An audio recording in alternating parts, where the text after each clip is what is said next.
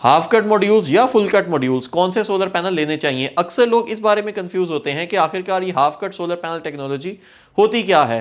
और ये cut cell के बारे में आज की वीडियो में हम ये जानेंगे कि क्या इनके बेनिफिट्स होते हैं, कैसे बनते हैं और क्या डिफरेंस होता है एक हाफ कट सोलर पैनल के अंदर और एक फुल कट सोलर पैनल में, और आपको कौन सा सोलर पैनल खरीदने चाहिए।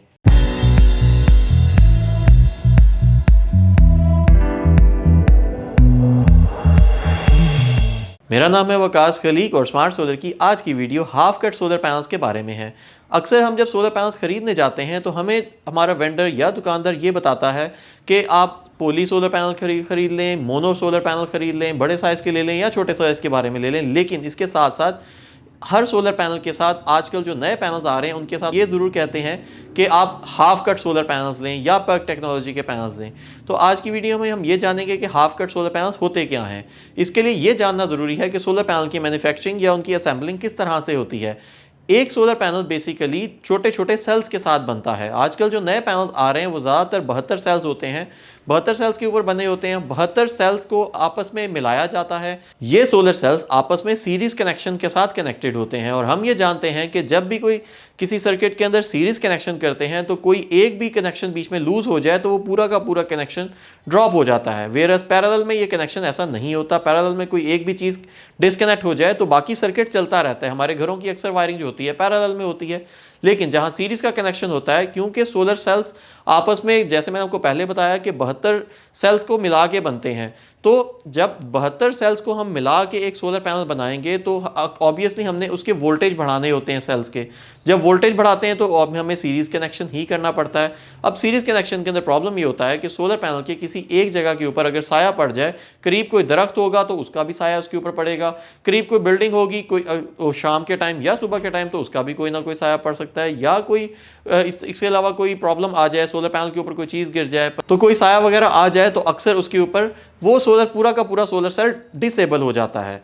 अच्छा, ये पहले प्रॉब्लम आती होती थी क्योंकि ये problem full cut solar panels के अंदर आती थी। अब साइंटिस्ट ने क्या किया है कि सोलर मॉड्यूल्स को आप दो हिस्सों में डिवाइड कर दिया है। एक ऊपर का हिस्सा है और एक नीचे का हिस्सा है। अब सोलर पैनल्स को दो हिस्सों में डिवाइड कर दिया जाता है। वही जो 72 सेल्स होते थे उन हर एक सेल को डिवाइडेड बाय 2 कर दिया है। एक सोलर पैनल ऊपर होता है और एक सोलर पैनल नीचे होता है। अब होता यह है कि किसी एक जगह के ऊपर साया पड़ जाए, फॉर एग्जांपल ये जो नीचे वाला हिस्सा है, अगर इसके ऊपर अगर कोई साया आता भी है तो क्योंकि ये आपस में एक पैरेलल कनेक्शन के साथ कनेक्टेड होते हैं, इनके अंदर तो सीरीज का सर्किट होता है लेकिन आपस में एक पैरेलल कनेक्शन के साथ कनेक्टेड होते हैं, तो अगर नीचे की जो सोलर मॉड्यूल है वो डिसेबल होता भी है तो ऊपर वाली जगह चलती रहती है।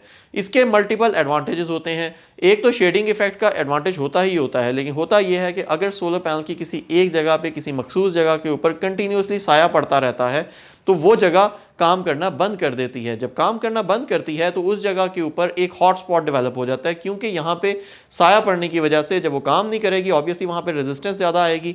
जब किसी जगह पे रेजिस्टेंस ज़्यादा होती है तो वहाँ पे टेम्परेचर ज़्यादा होता है और इवेंचुअली वो वाली जगह गर्म होते होते वो जगह डिसेबल हो जाती है। अब होता यह है कि जब वो डिसेबल होती है, हॉट स्पॉट डेवलप होता है, तो उसकी वजह से पूरा का पूरा जो फुल कट सोलर पैनल्स के अंदर पूरा का पूरा पैनल ही डिसेबल होता था। लेकिन अब जब हाफ कट टेक्नोलॉजी आई है, इस हाफ कट टेक्नोलॉजी की वजह से सिर्फ वही जगह डिसेबल होती है और वो पूरा का पूरा मॉड्यूल डिसेबल नहीं होता। इसकी वजह से ज़्यादा पावर आउटपुट मिलती है हाफ कट सोलर पैनल्स के अंदर as compare to the previous जो ओल्ड पैनल की टेक्नोलॉजी थी उसके निस्बत तकरीबन 15% एक्स्ट्रा पावर मिलती है। शेडिंग लॉस की बात करें तो अगर हमारे जो फुल कट सोलर पैनल होता है, अगर उसके ऊपर किसी एक जगह पे सोलर पैनल की किसी एक जगह पे साया पड़ता है तो वो पूरी की पूरी स्ट्रिंग जो है वो डिसेबल हो जाती है और अप्रॉक्सीमेटली तकरीबन कोई 30% लॉसेस होते हैं। वेयर एज जब हाफ कट के ऊपर उसी जगह पे अगर कोई साया पड़ता है, कोई प्रॉब्लम आती है, कोई दरख्त का साया आता है, कोई पत्ता गिर जाता है, तो सिर्फ 15% लॉस होता है, क्योंकि वो नीचे वाली जगह पे तो आए पड़ेगा, ऊपर वाली जगह काम करती रहेगी, या ऊपर वाली जगह पे साया पड़ता है तो नीचे वाली जगह काम करती रहेगी। Half cut solar panel nearly उतनी ही जगह कवर करते हैं जितनी के फुल कट सोलर पैनल जगह कवर करते हैं। बट जिस तरह मैंने आपको बताया कि सोलर पैनल के जो सोलर सेल्स हैं उनको दो पार्ट्स में डिवाइड किया जाता है।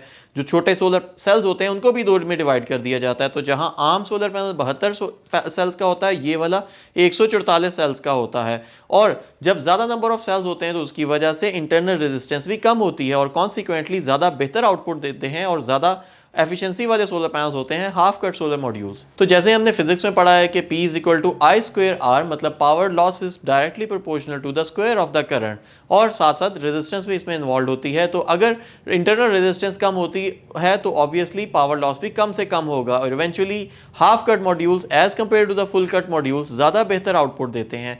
तो आज के दौर में जो ज़्यादातर मॉड्यूल चल रहे हैं वो हाफ कट चल रहे हैं और ज़्यादातर उनमें पर्क टेक्नोलॉजी चल रही है। तो आई वुड एडवाइज यू कि जब भी आप सोलर पैनल्स खरीदें तो ज़रूर ये चीज़ इंश्योर कर लें कि आप half cut mono PERC latest technology इस्तेमाल कर रहे हैं। उसमें आप बायफेशियल हो या नॉर्मल पैनल्स हो तो उसमें आपकी मर्जी है। नॉर्मली कोशिश करें कि 500 वाट या 500 वाट से बड़े पैनल इस्तेमाल करें, 535, 540 या 560 वाट के मॉड्यूल्स को आप इस्तेमाल करें, क्योंकि वो कम जगह कवर करते हैं और उनमें ये तमाम हाफ कट और पर्क वाली तमाम टेक्नोलॉजीज़ आजकल जो नए पैनल्स आ रहे हैं उनमें इन्वॉल्व होती हैं। और कोशिश करें कि हमेशा ओरिजिनल और जेन्युइन पैनल्स खरीदें।